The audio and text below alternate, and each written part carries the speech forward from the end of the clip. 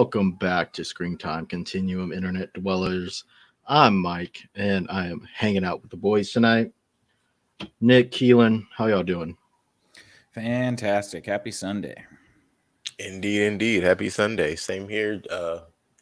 Fantastic. I guess that is the great word for a Sunday, isn't it? Sunday fun day. Better than a Monday. Yep, Always. absolutely too quick every time. Yeah, you're telling me. Trying to work our way towards a national, 3 days off. That'd be great.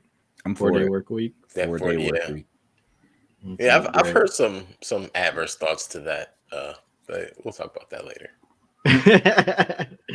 Yep. Well, yeah, it's been a pretty good Sunday, and tonight should be a chill show. We're just gonna wrap up our conversation about the first season of Smiling Friends, which takes all of 88 minutes to watch, 11 minutes an episode, About an hour and a half. Yeah, Yes, sir. Dude, there's a few times where I was like sending text messages and I had to rewind it because the show moves so damn fast. Yeah, if you miss like 5 seconds, you've missed the whole plot. Easily. I know there were a few times I thought I had missed things and I would go back and it was like, oh no, I blinked. Mm-hmm. And I'm really not joking when I say you might have I don't know if I'm the only one that does this. You're watching the show, especially if you're trying to binge something or you're trying to focus on something in particular. You might zone out here and there, overthinking that thought. And I'm the worst, dude. I'll have a movie on. I'll be surfing the internet. I might have something else going on. Right. And it's like that one thought that's away from the screen, and then you look back to Smiling Friends, and you're like, "Wait, what just happened? Hold on." We're in a completely different point. I got to rewind. You go missed back. And all you missed is 3 words. Yeah. Pretty much. And somehow missed a bunch of shit. A lot. A whole lot. Yeah. Yeah. But no, it should be a fun, chill conversation. So I guess we watched the first 2 episodes as sort of just getting the palate adjusted, because you definitely have to with the show, because there's so much crazy shit happening that, if you didn't like the first 2 episodes, then maybe you shouldn't watch the rest of the season. But I think we all enjoyed it, right? If I remember correctly. Yeah, definitely. I thought it was pretty interesting, fun, very Adult Swim, obviously, and very surreal, which is good. Which it's wackiness and zaniness. It's only 11 minutes, so I think in small doses it's not difficult to watch or anything. Yeah.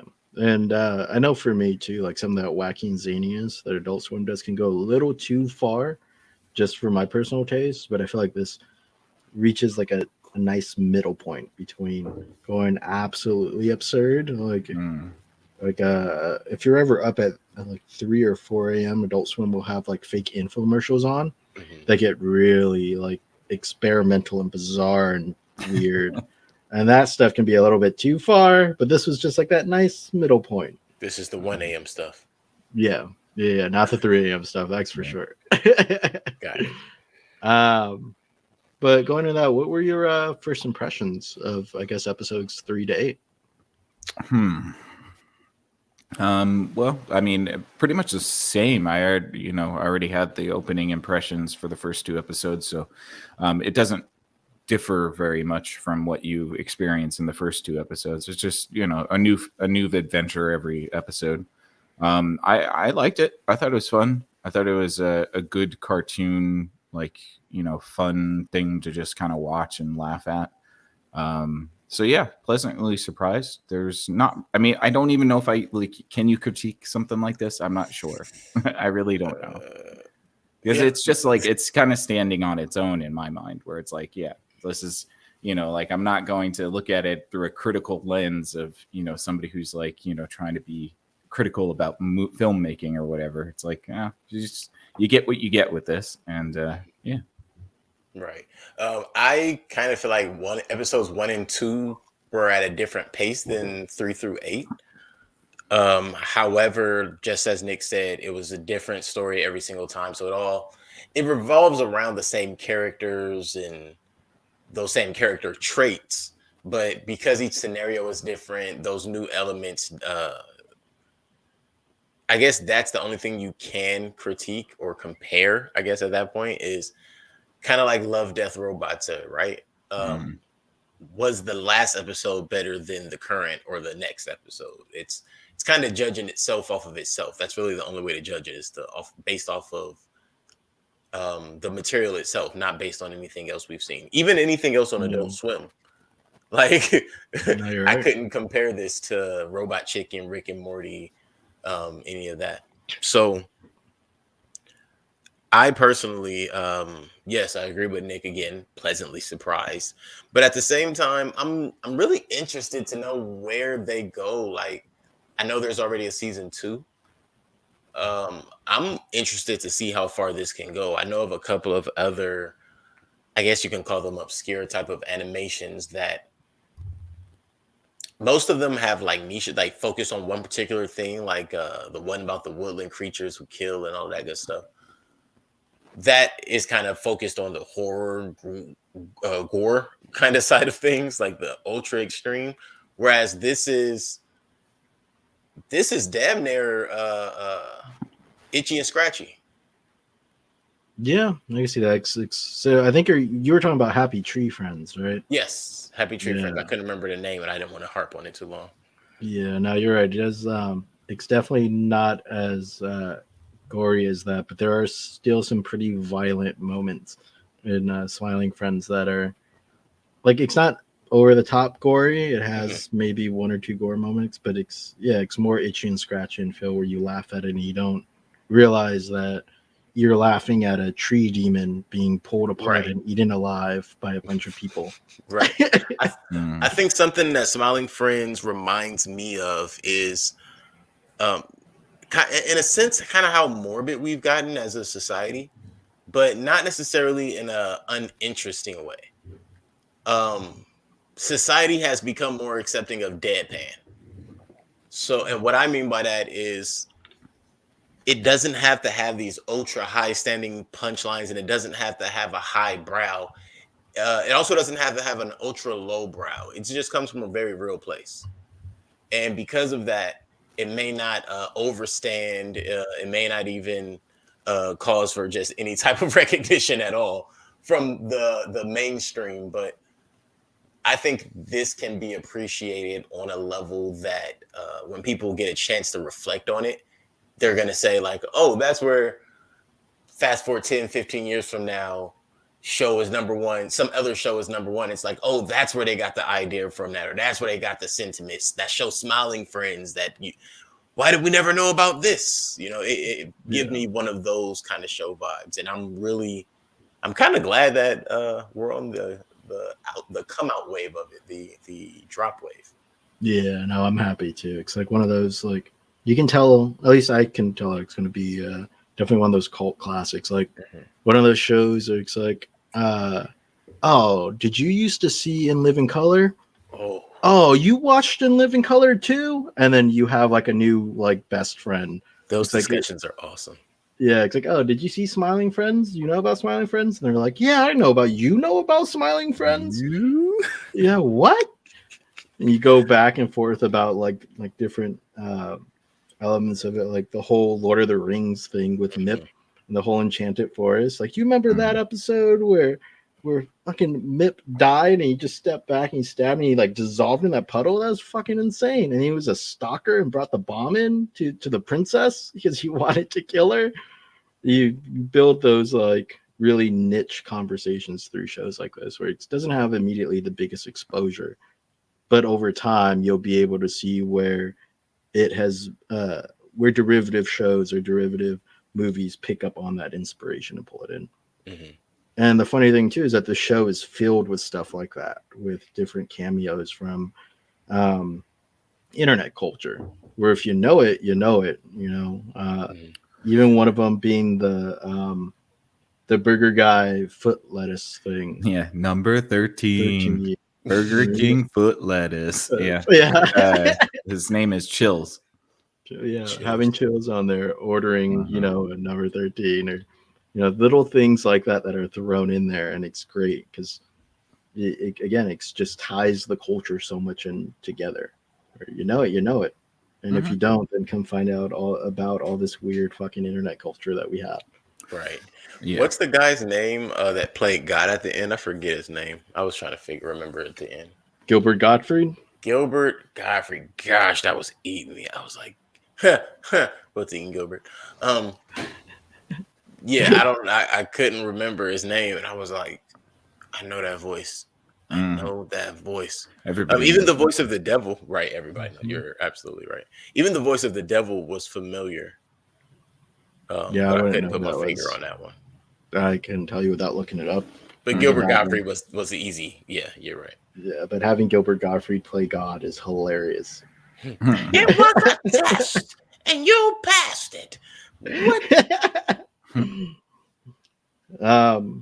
But no, what were some I guess some, because there's some things that stood out from like a technical animation point of view that I was really happy to see, like the mixing between just the 2D and the stop motion, or 2D and 3D, and how they worked it so well together.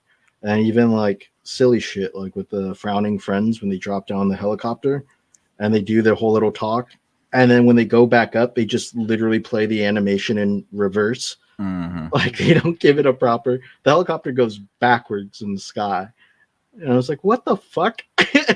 Yeah, it's like it's kind of like a tamer version of like a 4chan, cartoon, or like dank meme cartoon. A lot of like dank meme techniques used in this show. The grotesque imagery and absurdism and all of that definitely falls into that sort of genre, which is it's interesting because you probably will see more of stuff like this, like you guys were talking about. I was thinking of like things like the first season of Family Guy.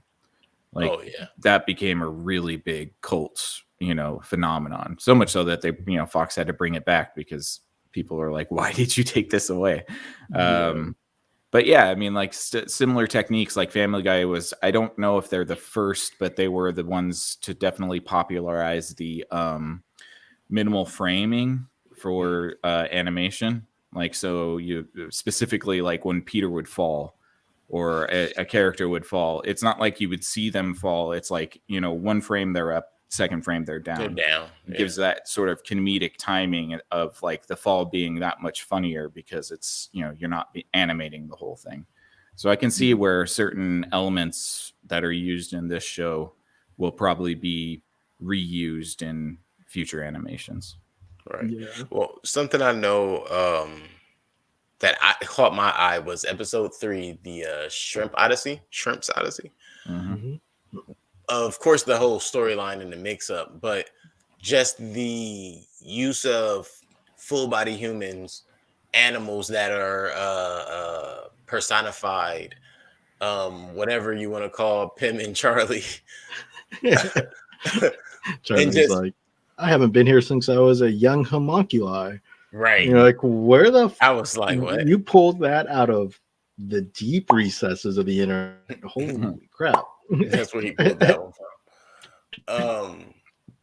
But just that episode, the episode again, like Mike brought up earlier, with the tree demon. Not really. It's almost as if they didn't care, but it's they had to be very aware of the different types of animation they were blending and putting on screen at the exact same time, and how it became somehow appeasing to the eye to see the cringe, very rough around the edges animation, and then see some of the cleaner stuff right next to it. Yeah, it's like it works so well together. It's like when you find a song that mixes different time measures and different instruments that usually don't go well together, but it sounds aesthetically pleasing and it just sounds great. Like one of the first things I think of with as far as the minimal frames, that sort of switch is the song Gypsy Eyes by Jimi Hendrix, where it starts off in one time signature and then it picks up real quick into another. And then it goes back to a more subdued time signature. And those time switches are so hard to perform as a musician that I'm sure in animation to pull this off might be a similar sort of amount of effort to do, where you got to know what you're doing and then be able to execute what you know to execute. That's why Bohemian Rhapsody is such a classic song. This goes through like 4 time changes. Yeah. Yeesh. But, yeah. And that's not an easy thing to pull off. Not smoothly, that's for sure. I mean, you could do it, but you know, Unless you have Dr. Strange. that would be the Rock. differentiation between a novice and somebody like Queen. Yeah. Fair. Yeah, for sure. And then some of just those like pop culture, like the whole Demon Tree or Tree Demon episode, just like a straight nod to the Evil Dead. You know, even with Pym going over the bridge to find this cabin where his demons come to life and then make him run. And he's actually chased by a tree demon, which in Evil Dead, Tree Demon becomes well known within cult film, within the cult horror film for the tree rape scene, you know? And so it kind of gets flipped. It's great. It gets flipped on its head because he makes it back to the Halloween party. And through like this lens of modern day cultural awareness gets destroyed, which might be some sort of meta statement about art in our current day. Oh, he's easily. like, so you wearing blackface? That's not cool, bro. He's like, no. I'm a tree demon. I'm a demon, bro. Yeah, I'm a freaking demon. Dude, that's not cool. I can't believe what kind of asshole does blackface, and then they destroy him. Like, not even realize it's and then eat his flesh. Well, that was 100% a nod to the way society prejudges, and it doesn't matter if you're one of the scariest things on earth, like an actual fucking demon. The fact that you were conceived as being any types of inappropriate and or intolerant is not acceptable. Yeah, Your intolerance will not be tolerated. That's right. we have intolerance for your intolerance. Yeah.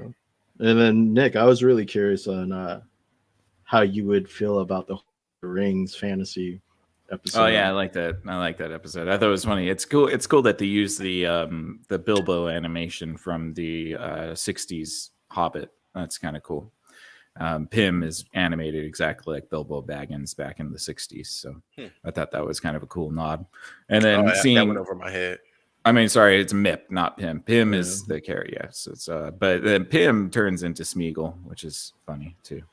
Yeah, how he switches back and forth. Like those transitions between those animations are great. Yeah, and who doesn't want to have an enchanted forest where you can go on quests? I mean, that sounds like fun. And like the something that I don't. Did y'all I watch a lot of Adventure Time? Not a lot, but a little. Yeah. So that whole original background of the forest is straight up from Adventure Time. It has like that bright color palette, that whole feel to it. And it's like how Charlie's just rejecting every quest he comes upon. And ends up winning all the quests. Yeah. Questing for all day. Like a gamer.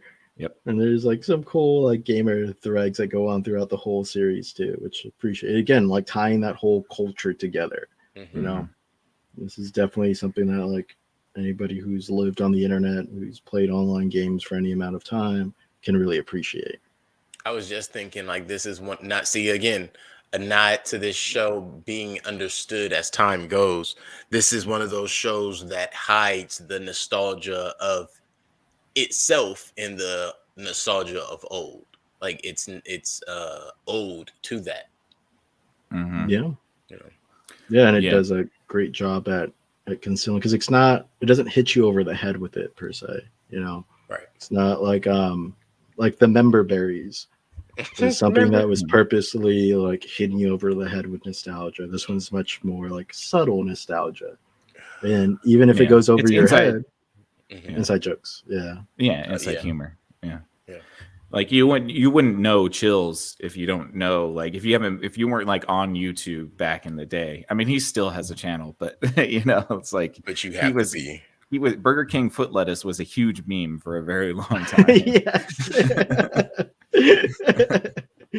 And the fact that they just give him those one-line things, you know, or even seeing Mike from Red Letter Media in the Hell episode when Charlie's dying and going through those changes, you just see his face and you're like, what the fuck are you doing? Dude. Hey man, everybody's got friends and got to make a check. No, it's true. I know. The show was I don't know if I was pleasantly surprised, but it finishes the season strong with the Christmas episode and Charlie going to hell and then coming back because he's mopey around Christmas and he's like, no, let me help. Fine, I'll chop down this tree, and then the tree kills him in 3 frames, like that minimum framing technique. Mhm. It's just great. Such a great little sequence. I'm helping. Yeah, I mean, and it's it's a beautiful life. It's a Christmas Carol. It's like the character hating life, then being introduced to a potential for a worse life, and realizing that he doesn't hate his life so much. Yeah, and he comes back and he doesn't want to talk about it. Mhm. He's like, I've just been on this trip. I don't want to talk about it. I've seen them double. Yeah. Right. I'm like, isn't that how it always goes though? Mhm. They go through like even the Wizard of Oz. No, wait. Yeah, even in the Wizard of Oz, like, I'm sorry, she didn't go through hell and come back. But when she got back, all she wanted to tell you was you were there, but she didn't really want to tell you the ins and outs of the story. Yeah. Mhm. And everybody thought she was crazy anyways, because it was all a dream. It was all a dream. All that stuff though, and really like the nods to the animation styles, these little inside jokes. Even you grow to care about both Pim and Charlie, and the fact that they keep the threads together but loose enough to where you can watch any episode and not have to worry about seeing the previous one or something like that.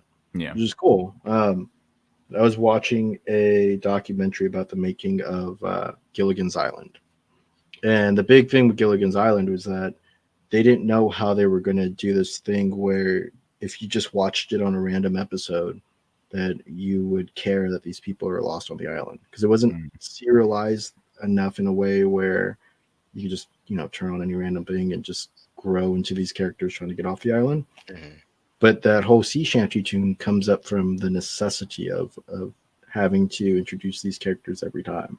Yeah. And the show Smiling Friends, it seems like in almost every episode you pick up the gist of what they're doing. They're part of a charity. They're meant to make people smile. So it also too, you can watch any single one by itself, just stand alone, and then pick up the gist of the whole story. Yeah, for sure. I like that. I never thought about it that way. But I think some of the best shows are kind of layered that way. A misconception that I've heard before, but I think it's just the way we look at, again, modern things and the way it's promoted. We always say that Seinfeld is the first show about nothing. It's not the first show about nothing. Like any show that doesn't have a consistent per se theme and always starts over. I Love Lucy was a show about nothing. I know that's exactly what I was thinking of when I was sitting here having that thought as you were talking, or as Mike was talking. And that's what I thought of was, hey, that's the same format as I Love Lucy. And they say that's the same format for Seinfeld. And it's like, that's the Seinfeld for fucking TV. I mean, whoa, that's the format for TV. That's the Seinfeld for TV. Yeah. Well, it makes sense, right? You want to be able to pick up people that didn't watch the first episode of the first season or whatever, so it makes sense, especially in a sitcom sort of style, that you would want to keep it as accessible as possible. Yeah, but Seinfeld was that first TV show that made it explicit. Through like George coming up with his own show, and he's like, it's a show about the meta commentary on their own show. So that's why I think they get the credit for it. Whereas this, like Smiling Friends, goes back to that I Love Lucy sort of formula where they don't tell you, or it goes back to the Gilligan's Island thing, where they don't tell you it's a show about nothing, but sorry, I Love Lucy, but they reinforce it through every episode, and you can make it available so you can pick it up anywhere and just enjoy one. Yeah. Right. Whoever came up with that concept, man, they need to be getting all the real dough. Yeah. If it was Lucille Ball again, damn it. I mean, you knew Lucy was going to get into some shit every episode, so it's like for sure. She always listen. I don't care. I don't know a person who doesn't like the Lucille Ball show, or any show that Lucille Ball had her hand on. That includes Star Trek. She's very pivotal in that, right? Yeah, on the back end of it. They said nobody wanted to watch a show about space travel and people. And nobody cares about space and All of that. Y'all said nobody wanted to watch a redhead woman on TV too. Shut up. But no, back to Smiling Friends. So like, yeah, you basically have the formula where they get the person that they have to make smile, and then through different means or like misadventures, they eventually make them smile, and it works so well as a formula because you really don't know what's going to happen. Then like they made the devil smile by reminding the Right. devil that you know he loves to torture people.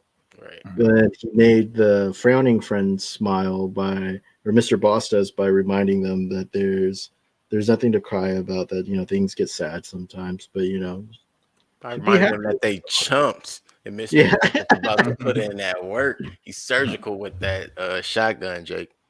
it was great. He's like, I need to go to my thinking room, and he has like a green goblin meltdown in the fucking mirror and Mhm. picks up the gun. Like, yeah, I guess I should always do. And there's like some meta commentary in that episode about how frowning can be infectious and drive people crazy. Mhm. There's some good stuff in there, and how like this nihilistic character actually wants to live. Right. The whole time you never would have thought the boss of all people wanted to. Ugh.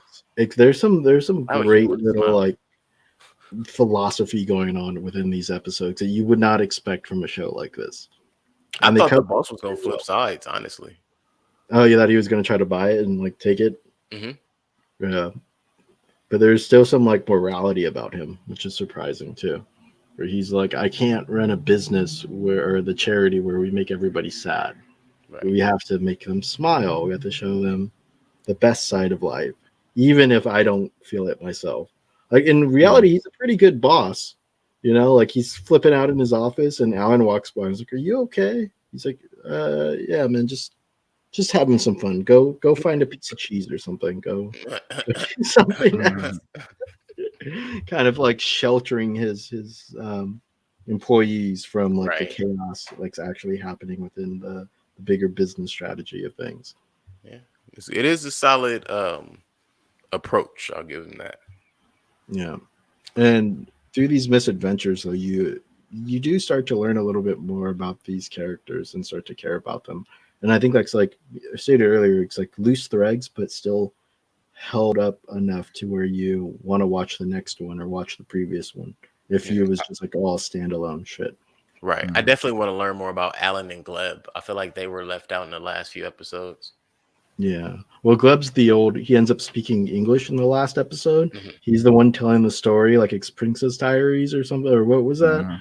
Yeah, he's the one telling Basically. the story, and he's like, "Yep." And Christianity was right the whole time. Hell exists. Merry Merry Christmas. Christmas. Right. Christianity was right the whole time. And his grandson's like, wait, Really? He's like, "Yep." uh, Sorry. like, I don't know how that was part of the point, though. Yep. Nope. Sorry. All right. End the season. Yeah, and like even Mhm. like the Enchanted Forest episode, how it ends, like, they throw the bomb out. She smiles. Charlie's like, so he made you So smile, you right? She's like, yeah. And he goes, cool. job done. Yeah. And then the episode just ends. Mhm. Hey, look, when you find out that the boss plays DDR, at that point, you got to know that these are some good people. Yeah. And he's like, not doesn't rage enough to where he's Man, he on the doesn't hard part, rage at takes it out all. on, takes it out on somebody else. He's just like, God damn it. All right. What's up, guys? What's going on? Right? Mhm. And Oh, man. from these episodes, which one was your favorite? Like I like all like the horror stuff within the Halloween special.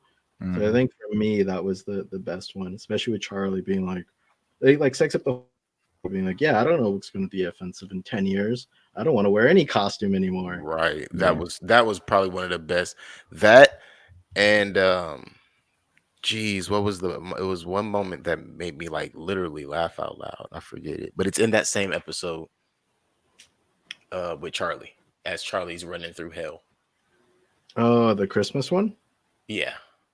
Yeah, when he comes across like some like doom beings as well. Like hell is all frozen over and they have a song about it. and then they drop like these little nods against like video game and internet culture. Right. It's right before that, actually, whatever happened. It's I remembered it in my head, but I can't remember what he said. Like, I do like when he punches the thing, like that reaction to being punched.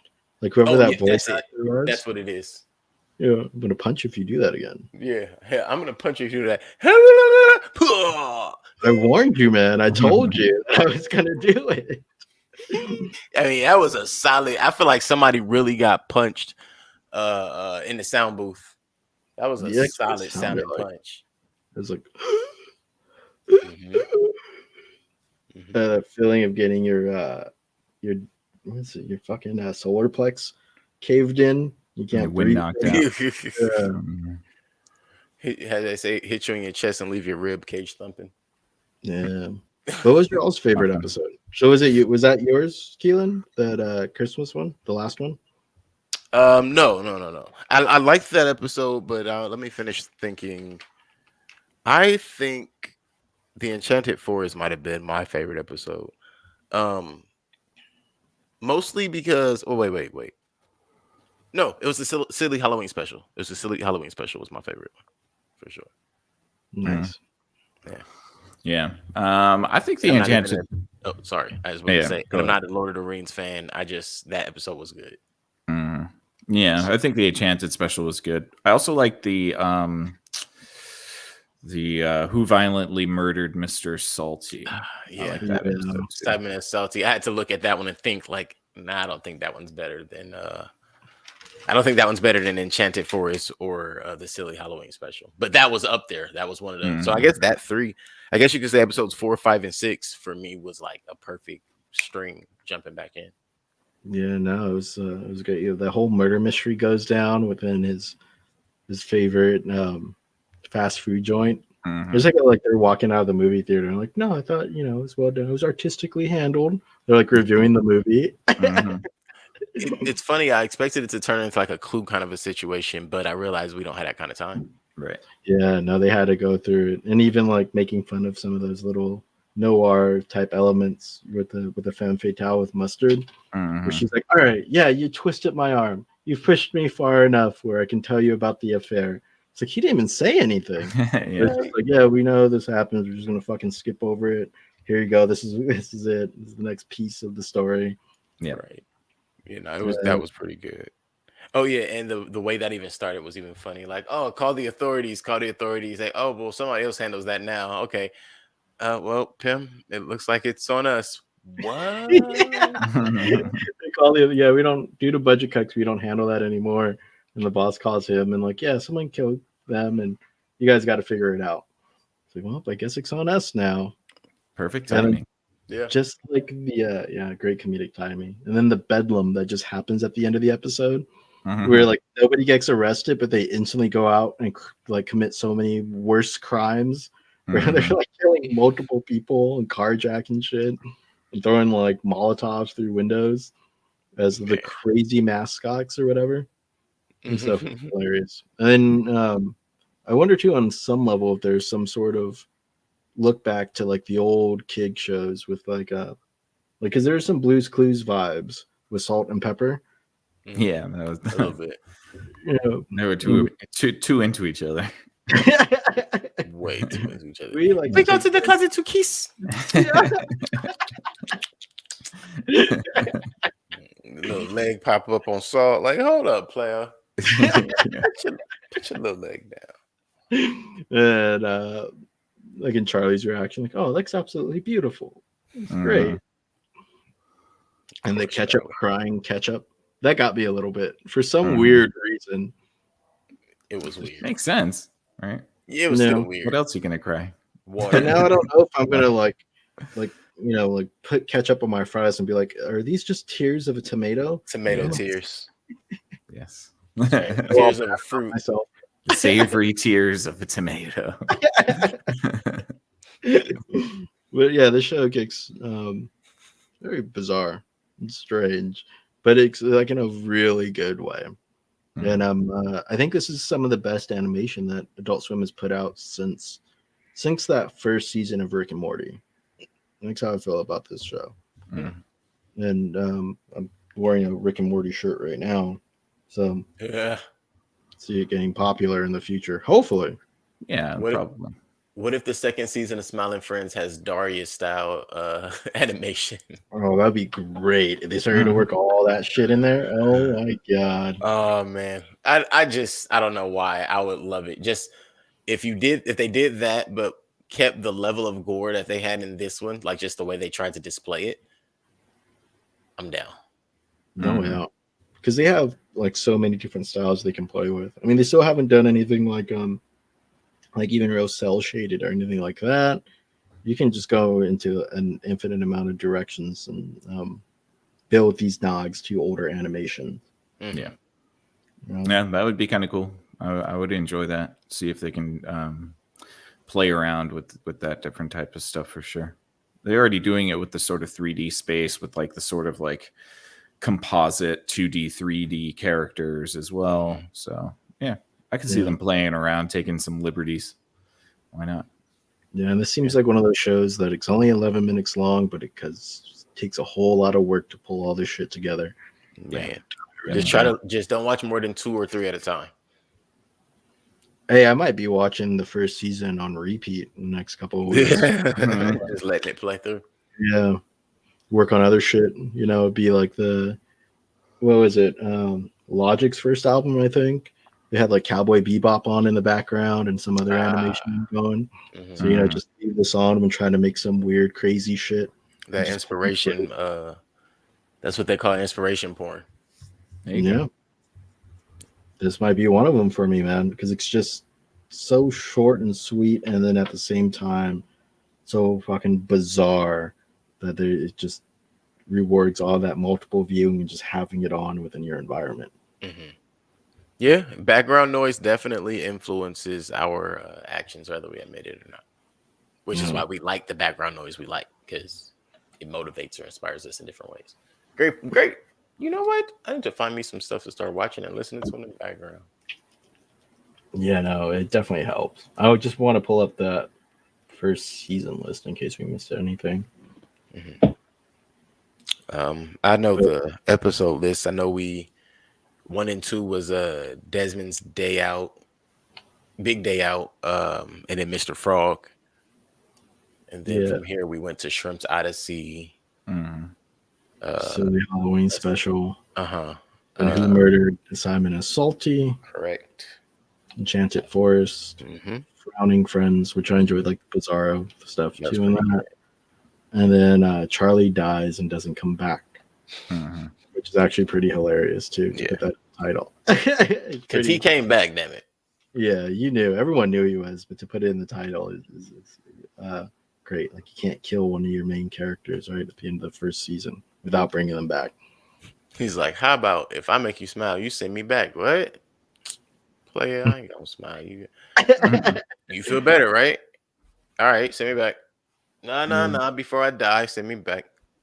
Yeah, that plays on like a lot of those old stories about making a deal with it, like the Faustian stories, making a deal with the devil, right? Where Mhm. you get what you want, but it's not exactly what you wanted. But in this case, he gave the devil what he wanted, and then was saved by God and resurrected. For being an upstanding person. Yeah, Mhm. and there's like these funny little bits of what surprised me is the bits of Christianity that are in the show, because there are some like subtle little Christian motifs going on here. Even from the very first episode that we saw, where you see Alan on the cross, and he's just Yeah. getting stabbed with a spear like Jesus, and he goes, "All I wanted was my cheese." My cheese. That was funny. But yeah, actually, I didn't even catch that. You're absolutely right. And then at the very last episode on this one, Gene, the whole Christianity is real thing. So there's all this. It's very subtle, but it's all there, which is interesting too. Especially for a show like this, where I would not expect any of that stuff to be in there. Maybe they're trying to see how far they could push the envelope, and then season 2, they just gonna lay it out there. Oh man, some real hardcore Christian moral tale. You never It'd be know. interesting to see them do it. Look, the opposite end of moral oral, times 12. Man, that show is always sort of disturbing without a doubt. Imagine if they weren't trying to make it seem like it wasn't PC, excuse me. Imagine if they'd never tried to make more oral seem like clean, because they always made it look clean from the outside, but if you watched it, you were like, what is going on? Yeah, right. They just didn't have that good little cover to hide under. It'd be even more disturbing. You just add one more layer of disturbing to that whole show. I thought moral oral was how Christians kept their virginity. Good point. All right, now I'm done. Oh, you're done, huh? I thought you just walked on stage and clicked the on button. But yeah, did you enjoy the first episodes more than these last ones, or do you think the season did well? Did it like hit its stride later on? Yeah, I personally, if you don't separate them, which I watched them through, so if you don't separate them, it flows well. Seeing as how we did split it, say episode based, so I can also refer to it in that manner. I think the consensus that we've had about being able to just pick up in any episode, you could literally watch this on random. You could throw all 8 episodes into a playlist, hit shuffle, and watch 7 first, then number 1, then number 5, and it wouldn't really make a difference. So as far as a flow, I don't know if the season had a flow to it. Like, they're not cohesive in that manner, but as a body of work, they stand up. Yeah, to me. So, like, you feel like it's pretty. Do you think it's pretty consistent throughout the whole season? Since you can kind of like randomly watch them. Yeah, I think you could keep every episode. I don't think there's any episodes you could do without, or that needs to be removed. Sure. Yeah, I think that you can also just choose which is your favorite episode too. Kind of like Love, Death, Robots. It's like you may not like every episode, but you'll definitely like at least one. Right. Like, I'm not a big fan of Shrimp's Odyssey episode, but it's not terrible. It's not so bad that I would be like, oh, skip that. I'd still sit through that 11 minutes again. Yeah, it might be maybe one of the weaker ones, but too, it's just examining Pym as a character. Maybe Pym isn't all that interesting until you see him not do the right thing. Maybe that's where it would become interesting. Hey. But even with this, he like always does the right thing. Where like he fell in love with this girl. He may be able to keep her if he just doesn't tell them what's going on, and tries to do that, but then ends up doing the right thing by introducing them. And what he thought the whole time was that like that was Shrimpy's ex. What was her name? Shrimp? I forget her name. Shrimpina. Yeah. Mm-hmm. And just Charlie being like, well, she's a shrimp. This is a human. Duh. And then even making fun of themselves of like, well, I thought it was like, some misdirection thing. It was a human, but still named Shrimpina. How was I supposed to? Hey, Shrimpina. I miss you. Where will I ever see Shrimpina again? Bruh. And you worried about trying to hook him up with Shrimpina. You ain't even asked how he get a whole date and ain't asking her name. Yeah. Not even once. Play. Because Pym went to the wrong address. He could have been Pym and Jennifer, but instead he pawned her off to Shrimp. And it's like, so you're what is it? You're a shrimp with a receding hairline that loves Mouse Quest 2. You're everything I ever wanted. Oh, what? Oh, Shrimp, Jennifer. Some good little surprises that are happening. And then Charlie and Pym giving Pym shit for just picking the wrong address. Right. Like just fucking up. But even though it worked out well in the end. I mean, for the client. Yeah. Could work for both of them had he open your mind. So what do you think happens if Jennifer and Shrimp have kids? Oh, gross. That'd be some animation to see. I mean, you saw what happened when Pym and her had kids. You are correct. Probably a little disturbing. Oh, tiny pink babies running around and riding motorcycles. I love how like they show like their depiction of children are these wild things that just haul ass everywhere, no matter how old they are. Like the little baby's like just bouncing around. Zipping around. Yeah. And then even when they showed on the first episode, like the little brothers and sisters, like one of them's riding a skateboard in the wall. The other one just keeps running around the table for no reason at all. Sounds like kids. Yeah, it's great. And then seeing them like ride around like little dirt bikes and some for like 3 frames. You don't get to see all of it. Like so fast. It's hilarious. But no, I think that's all I got for this one. I mean, it was just a short and sweet episode, I think, because it was a short and sweet season. Yeah. It definitely doesn't drag anywhere, you know. And something I'll watch again for sure. Yeah. I tried to get some people into it today when I was out, and they were like, "Oh, what's some things to watch?" And I told them about it. They ended up watching something else, and I was just looking at them like, "So why'd you ask me?" Yeah, it's gonna happen.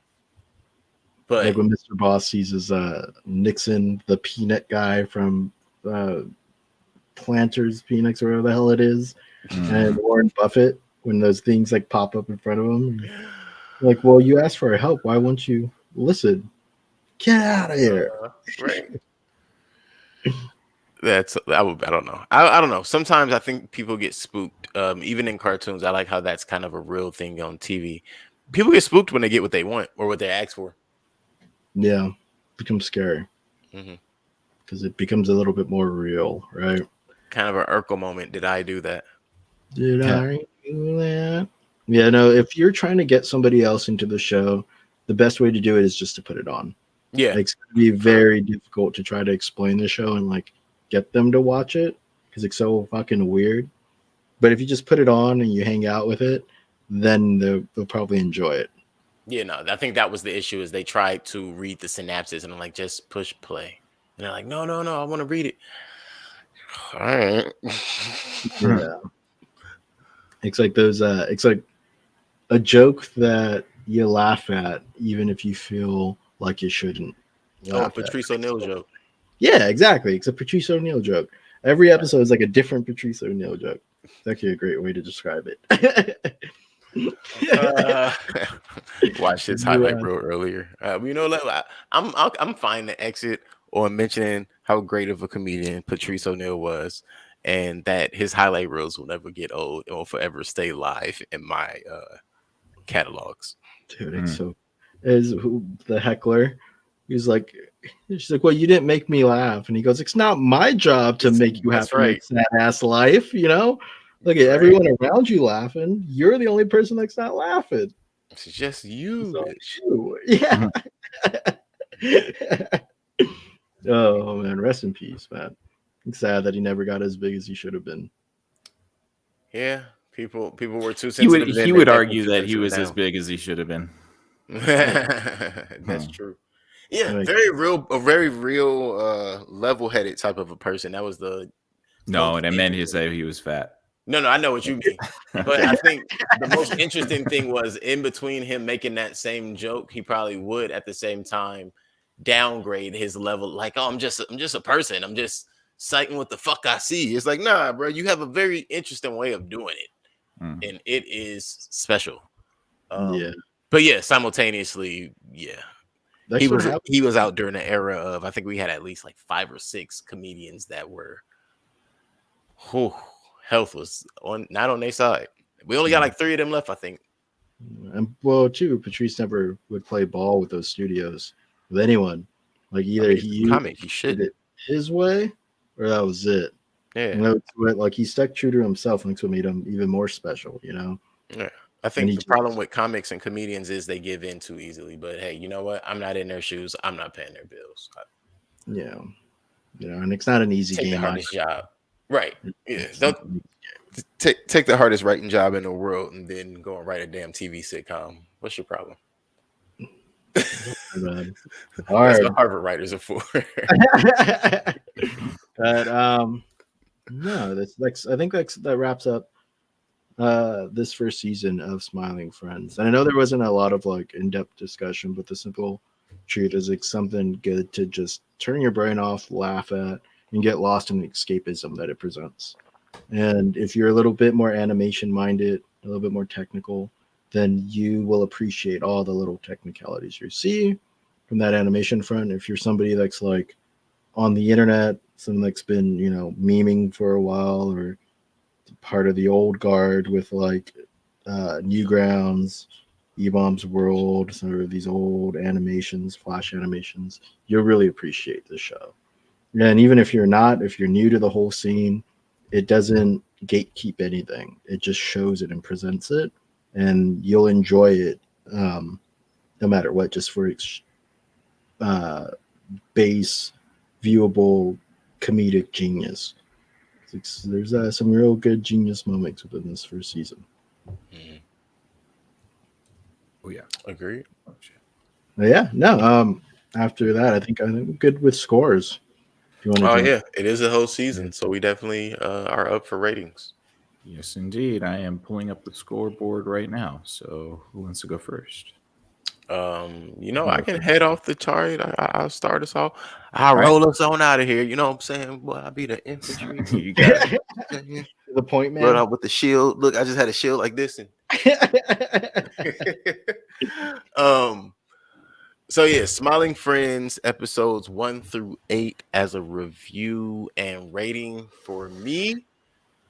It's an animation. It don't have emotion. It's nothing to be attached to, but it was very well done. I am excited for a second season. I did not expect something that is this short to be that interesting.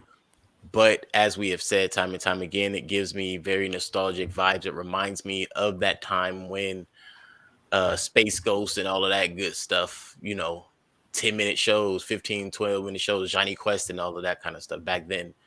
It reminds me of that. Like when you didn't need 40 minutes to like a show.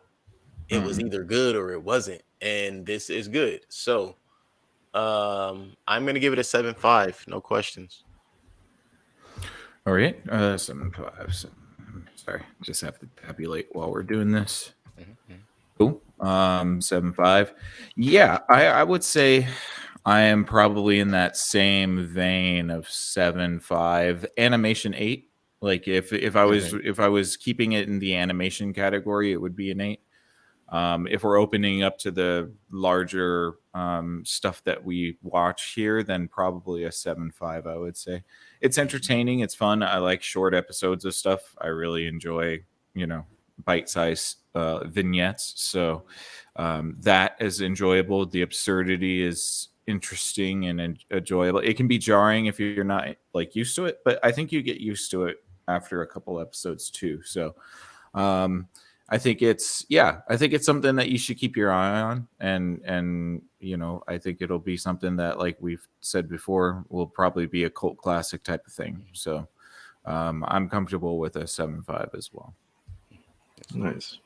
I really enjoy the show. Like I said, I'll have it on the background in the coming weeks for sure, and I'll probably rewatch the whole first season again because it's such a short runtime. But the only thing that I wish was that instead of a 15-minute time slot, if you give it like 4 minutes for commercials and it sort of fits within that time slot, I wish it had a half an hour time slot. Wish we got like 22 minutes of it, to either flesh out some of the things that they run over, or even if it's to throw in a few more gags in there. But I'm sure that expanding it a little bit won't take away from any of its charm. Would I you can see where this will consistently fit within that 15-minute zone, which just means I hope the second season is like 40 episodes instead of just 8. nice? That, you know, With you saying that, I have to ask, would you want it to be like, say, 10 30-minute episodes that contain 2 episodes in each? oh, Kind of like how, like, say how Animaniacs would have like a bit of Animaniacs, it would have Mandy, it would have Pinky and the Brain, and then you have a little more like say another 7-minute scene with Animaniacs, like something like that. yeah. If you showed me both Charlie and Pim, and then we go and see what Gleb and Alan are doing on the same day, Mhm. I think that could be a lot of fun. You could do Okay. something like that, where you separate it, where you still have 11 minutes for the main adventure, and then you have another 11 minutes for a different adventure, but they all work together within the same show, and you end it all together with them in that break room. Kind of like how episode 1 was, but a little more stretched out. Yes, exactly. Okay. You know, because then you don't have to make anything bloated, but at the same time, you get more of what you want. Right. Okay. You know? And yeah, for me on a rating, like I really enjoyed the blending of different animation styles, like even the old Hobbit stuff being mixed in there. You know, the claymation, some of the 3D stuff, even some of the real life video work that gets blended into the animation. And then like they have on one of the episodes, the Halloween special, they have this really nice aspect ratio transition from 4:3 to 16:9 with like smoke coming up, and then it transitions that sort of hard difference really well. So to me, for my final score, I feel like this is a 9, with the only point off being that I wish this had a 22-minute running time instead of an 11. All right. Are you going to everything 10? He's breaking. He broke the mold. Uh-oh. He gave 10 out of 10 would recommend again. I would watch it. It's the classic. That means one of these episodes had to make you cry. Did yeah, you know, I was really moved by the Mr. Frog episode. There you go. You know, actually, yeah, I can understand. Being a TV star that was hooked on drugs, I tried to eat a TMZ reporter, and they got really mad at me for that. But you know, you think that was about Kanye? That's what you're saying? Yeah. Oh, don't you know? I'm the brown Kanye. They just go to it's the only difference. Nice, very nice. Well, that brings Smiling Friends to an 8 out of 10. So yes, that's pretty good. Pretty good. I think that's a decent spot. Fair. We're looking forward to season 2. And y'all want to wrap it up? You have anything else you want to add before we sign it off? Oh, pleasant, fine. Nothing? Good. Go watch the show. Yeah, it's on HBO Max. Go check it out. That's right. And on Adult Swim if you have regular cable, like a strange person. I forget people have cable nowadays. It's like, oh yeah, you can go watch this on cable too. So, hey man, those packages. It's usually people who have sports packages. Yeah, that's the biggest one, right? On Sundays at midnight. If you there you go. And then if you just want to try it for free, you don't have HBO Max, you can find like 2 episodes for free, random episodes on adultswim.com. Yeah, I think it's like 4 episodes actually. They're scattered. They're not in order, but I think it's like 4 of the first 8. Yeah. Nice. All right. Well, go check it out, guys. You'll enjoy it. You'll have some laughs. And I think we're good to go, right? Good? Yes, indeed. Awesome. Okay, guys. Well, thank you so much for listening in on this episode. We hope that you enjoyed. I know I certainly did, and we hope that you enjoyed Smiling Friends. Go check it out. It's on Adult Swim Sunday at midnight, also on HBO Max if you want to check that out. Also on the Adult Swim app for free, or the site for free for at least the first couple episodes. So go check it out. And thank you guys for listening in. We hope that you enjoy this episode. Please give us a thumbs up, maybe a subscription to our YouTube page. We're trying to build that out, and we can't do it without your help. And we just appreciate you guys so much. If you want to check out what we do on our separate podcasts, we're all doing different stuff here other than coming to you at Screen Time Continuum. Me and Mike have a podcast. It's called Exofathom. It's on Monday nights at 8 p.m. Please be sure to go check it out. Last episode we did was on miracles. It's a really good one, so you want to go check that out on Exofathom at YouTube and Rumble and Verbal and Odyssey and Facebook. Exofathom. Let's see. Keelan, I think Keelan has a podcast. It's called If Numbers Could Talk. It's on at Tuesdays at 8 p.m. Please be sure to give him a thumbs up and subscribe to his YouTube page as well. And check him out on Facebook. He's there. If Numbers Could Talk. He's giving you good content every Tuesday night at 8 p.m. So please go give him some love. Dijon the Mustard, resident co-host and friend of the podcast, has a Twitch channel. It's called Strawberries and Coffee, and he streams from Tuesdays and Thursdays at 10 p.m. He also has a YouTube page, so if you want to go check out his previous streams, you can check him out on YouTube at Strawberries and Coffee. But if you're purist at heart and just want to hear us blabber on about movies and TV and critique things for which we have no credentials to critique, thank you for taking this trip through the Screen Time Continuum. For Screen Time Continuum, I am Nick. I am Keelan. I'm Headphones. Good night.